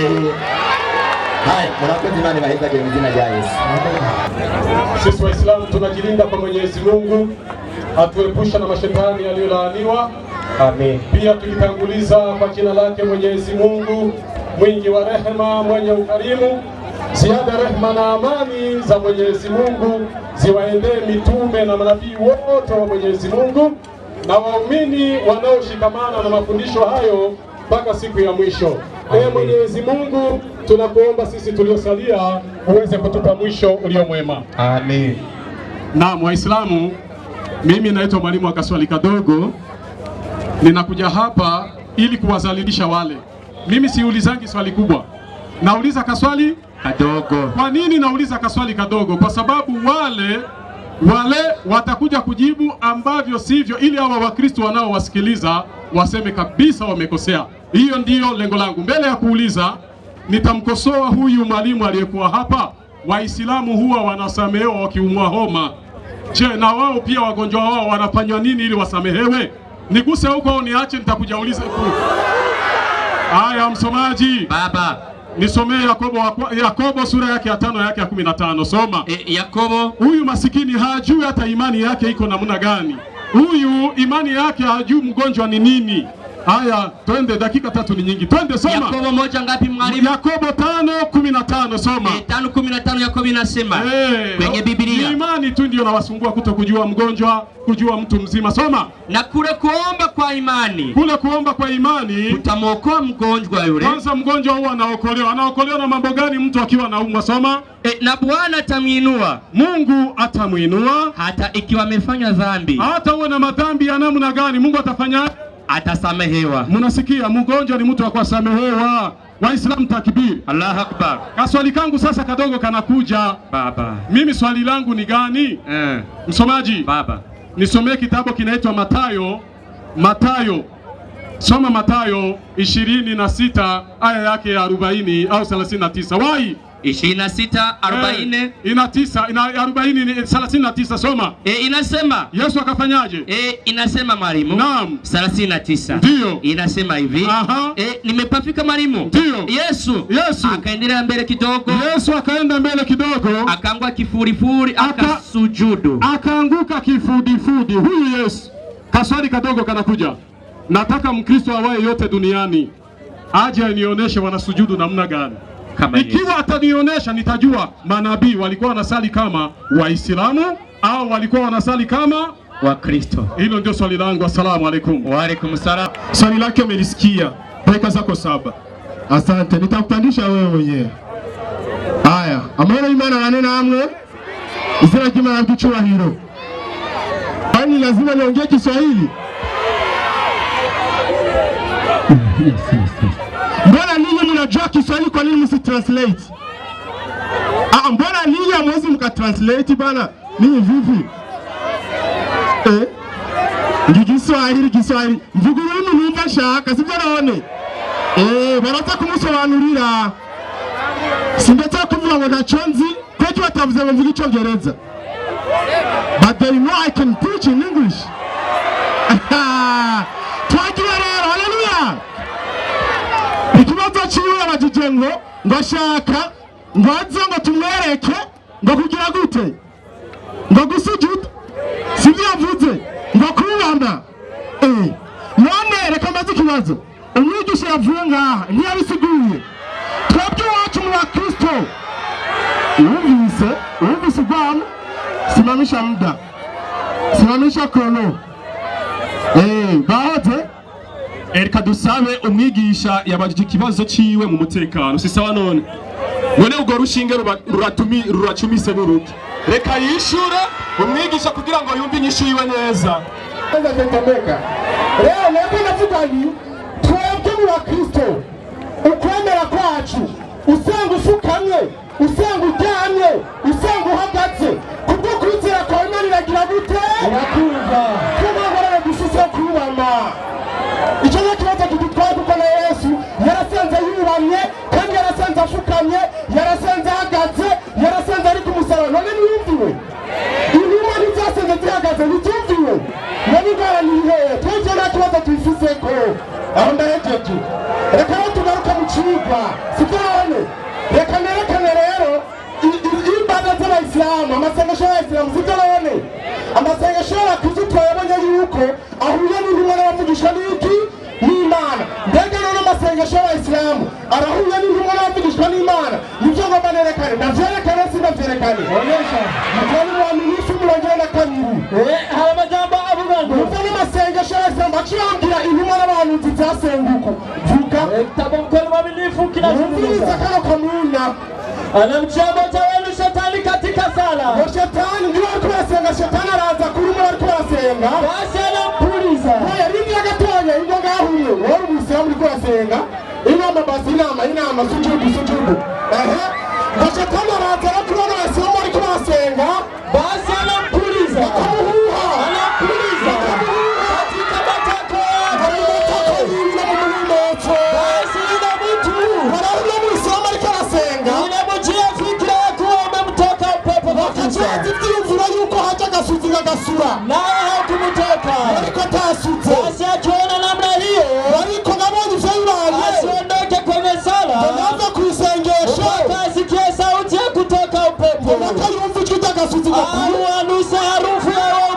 aliyomutoka cyangwa pole pole ngo rero mtamaze kuvyumva unacha va kuisengesha mpaka yumvisa gasuti ngo ndiyo aondoke ngo hanyuma ngace yirukiza ko gasuti kiwe ngo hanyuma acha va kuisengesha mwamba ari masengesho ayo n'amasengesho y'intumwa n'abantu ayo n'amasengesho y'intumwa n'abahanuzi nibatubwire intumwa n'abahanuzi bigeze basenguku kubinda n'intumwa n'abahanuzi bigeze bunamuko amashetani akaza akabapuriza erega cyabintu n'agakino bakina na shetani yani bajambo bano bagabo nta masengesho bafise baba bibereye mu gakino ahubwo baribereye mu gakino na satani akari kamchezo jamani hanyuma ngo barafise amasengesho twebwe amasengesho y'iwacu yemewe n'intumwa n'abahanuzi kandi n'Imana turagarutse Arura Marijani iyanditse amajana 290 Arura Marijani umviritse hadisi amajana 290 ku hadisi ya Aisha ego kutoka kwa Masru yavuze gute ego vilelezwa mbele yake Aisha ngo byavuze yuko Aisha vinatokata sana ngo byabwiwe ibibutsa isengesho ko riduga ngo harimbwa punda na mwanamke ndogoba ngo hamwe n'umugore akasema umviritse Aisha rege yaciye abwira Muhammad akasema yaciye amubwira n'akababaro kenshi umetufananisha na punda na mbwa ati utugereranije n'imbwa n'indogoba koko wallahi mutume ngo byukuri Muhammad alisali nami ngo yaciye asenga nawe niko juu ya kitanda ahagaze ari ku gitanda niko juu ya kitanda ari ku gitanda kati yake na kibla ngo yerekeza kibla yaraganisha kugezaho yani majambo turaneza yuko Aisha amaze kugereranywa n'imbwa kandi n'indogoba akababara cyane kuba Muhammad amugeranije n'imbwa yaciye yaho kuva ku isenga aho impande ya Muhammad acaguma imbere yiwe ku gitanda arababara cyane acarasenga atarinze gusujuda atarinze no kuwama no kugira gute yitamye ku gitanda n'akabonge kesha ati kweri Muhammad angeranije n'imbwa n'umugore yani majambo mu gihe bariko barasenga bano bagore babo bari impande zabo bageranya n'iki n'imbwa icyo ndabivuze si igitabo cyabo none abagore ngaho bageranya n'imbwa bakirize abageranya n'imbwa ngaho mukirize wabonye muramaneza ingorane ko batakirije nimba bemera bino ko ari iby'ukuri nimba bemera ko ari iby'ukuri ko batakirije niyandi majambo rero isengesho ntabwo umugore ashobora gutuma isengesho ry'umuntu ritumvigwa aho tuba atakwizera ugize gute ufise twebwe abakristo twemera neza yuko usenga ufukamye usenga uryamye usenga uri muri bisi bivanye na kondisiyo zose wowe urimo kubwo kwizera kwa Imana iragira gute haleluya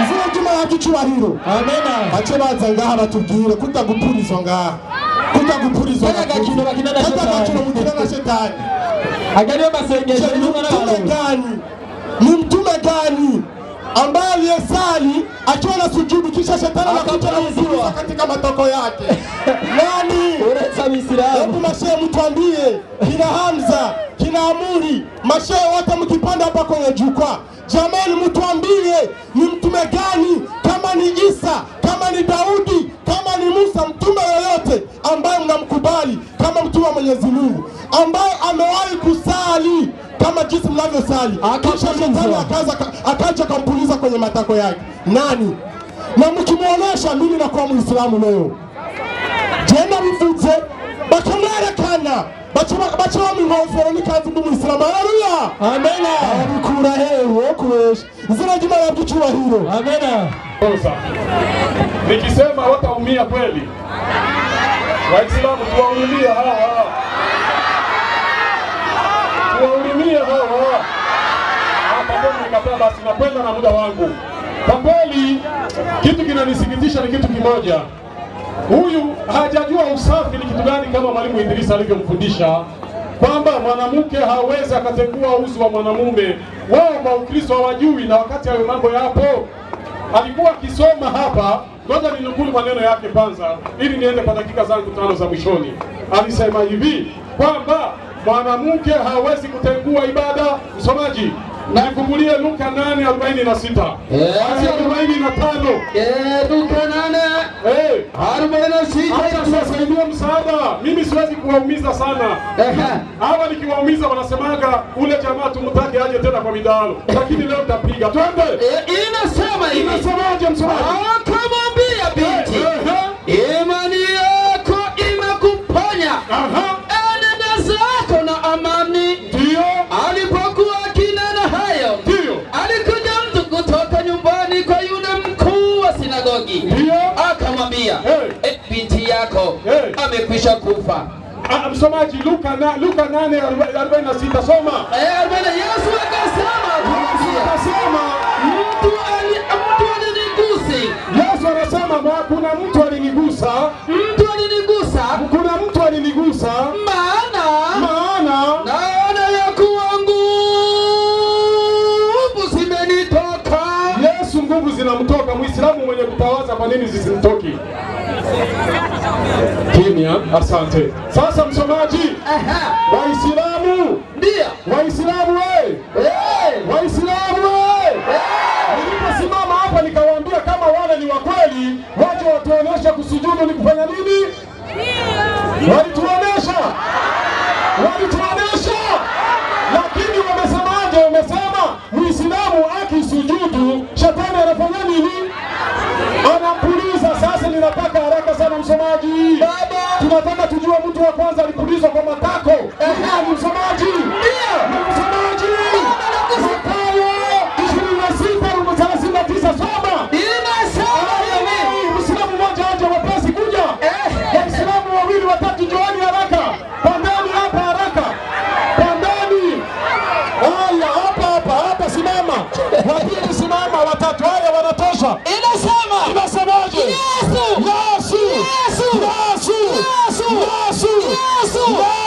akaenda mbele kidogo. Yesu akaanguka kifudifudi akasujudu. Waislamu watoke leo.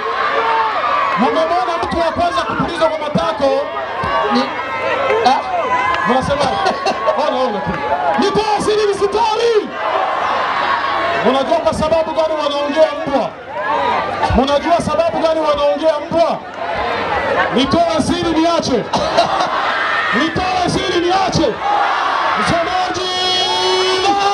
Msomaji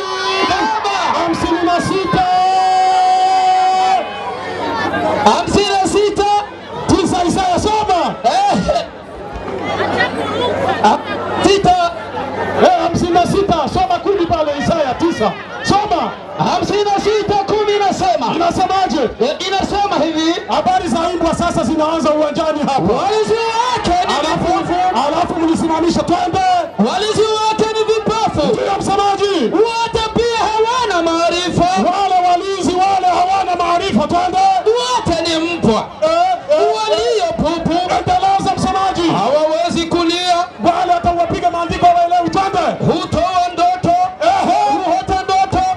Hulala. Hupanda usingizi. Naam.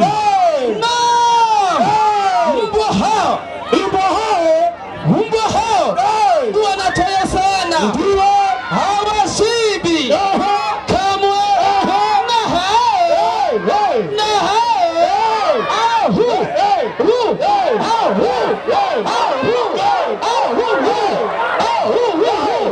Ni wachungaji.